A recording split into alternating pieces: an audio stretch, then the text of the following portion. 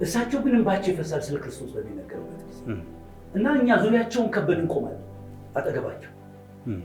ኢየሱስን በጣም ነው የሚወዱት። እንግዲህ እኛ ምንም እንትኑ የለንም ያለ እውቀቱ የለንም። ግን እሳቸው ማለት ስለ ጌታችን ነው እውቀቱ የለንም። ስለ መጽሐፍ ቅዱስ ሌላ ነገር እንዳታመጣብኝ ደግሞ ስለ መጽሐፍ ቅዱስ ጠለቅ ያለ እውቀት የለንም። 80ዎቹ መጀመሪያ ነው ይሄ። አዎ። እና ስለ ክርስቶስ ሲነሳ ያለቅሳል። ለምን እንደሚያለቅሱ ባይቆይ በተለይ ደግሞ ሰውነታቸው ገዘፍ ያለ እሱ ላይ ገዘፍ ያለ ነው። በዚያ ሰውነታቸው ይሰግዳሉ፣ ይንበረከካሉ።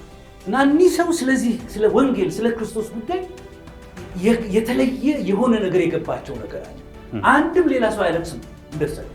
አንድም ሌላ ሰው እንደሳቸው ተንሰብስቦ የኢየሱስም ሲነሳ እንትና ያለ እና በጣም እኔ ምንድን ነበር የሚሰው ሀሳብ በኋላ እየቆየ መጽሐፍ እያነበብ እንድናነብ ይፈልጋሉ። መጽሐፍ ቅዱስ ህዝቡ መጽሐፍ ቅዱስ ሰምቶ ነው የዘላለም ሕይወት ማግኘት ያለበት ነው የሚሉት እሳቸው። ማህሌታችን ምናችንን አይሰማውም ብለው ነው የሚያስቡት እሳቸው።